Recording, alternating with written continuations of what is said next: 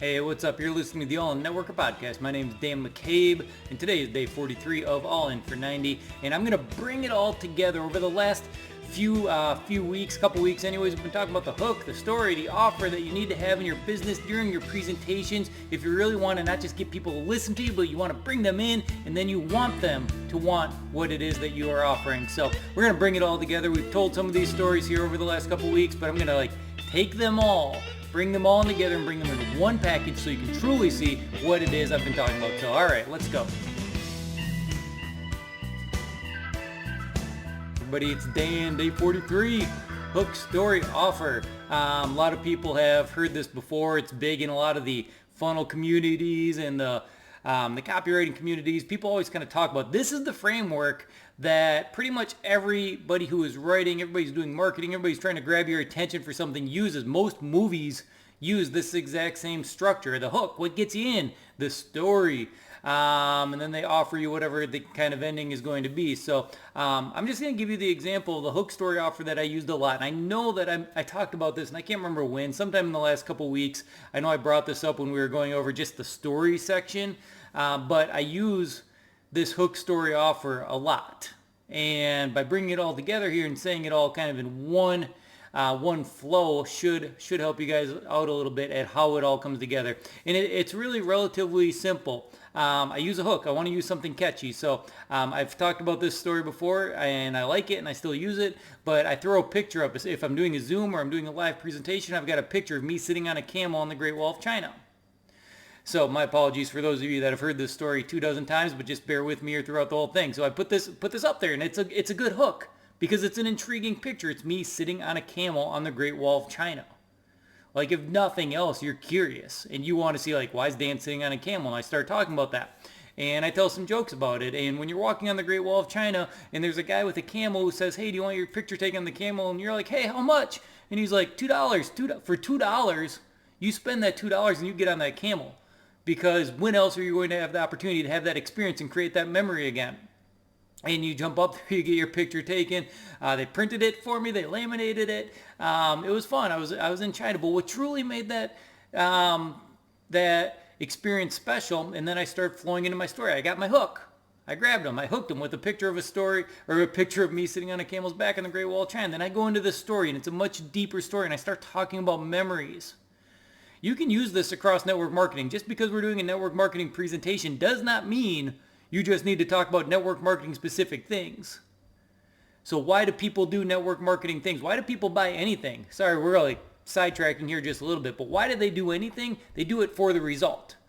So right now, my hook and my story when I'm starting my presentations are guiding them towards this result that they want to see in their lives. So I can jump into the story of me sitting on that camel on the Great Wall of China. And then I talk about what made it really special and what did make that experience really special. Well, my 82-year-old grandmother, she'd always wanted to go to China before, but she'd spent the last 15 years taking care of my grandfather who got Alzheimer's when he was really, really young, unfortunately, and it was bad. He was young, he was healthy, so he lived for a long time with this devastating disease that totally took away his memory, took away his ability to communicate, took away most of his functionality.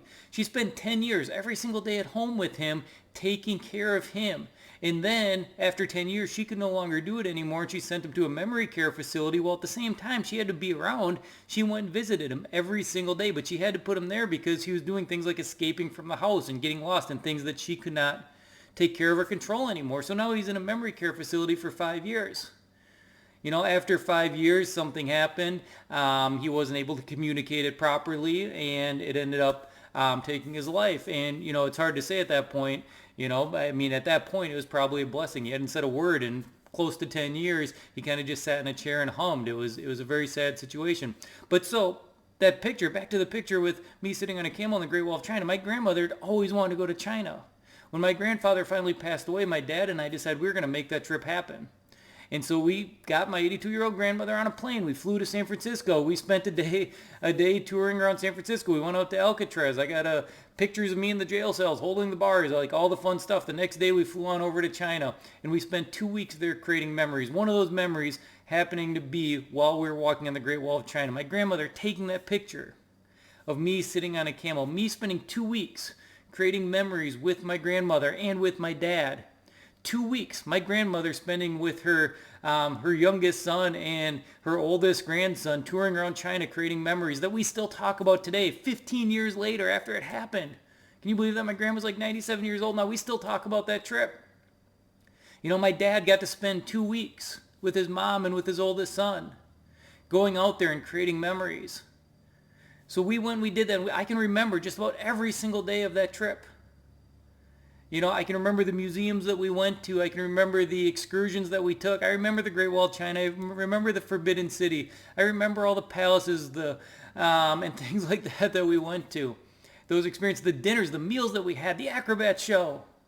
I tipped a bus driver $100 to take us to a show that was off the beaten path and off the tour, and he took me there. They waited for us outside, and it was tremendous. It was stuff that we could never do in the U.S. We had so many great times, great memories over that 2 weeks, and I can remember all of it.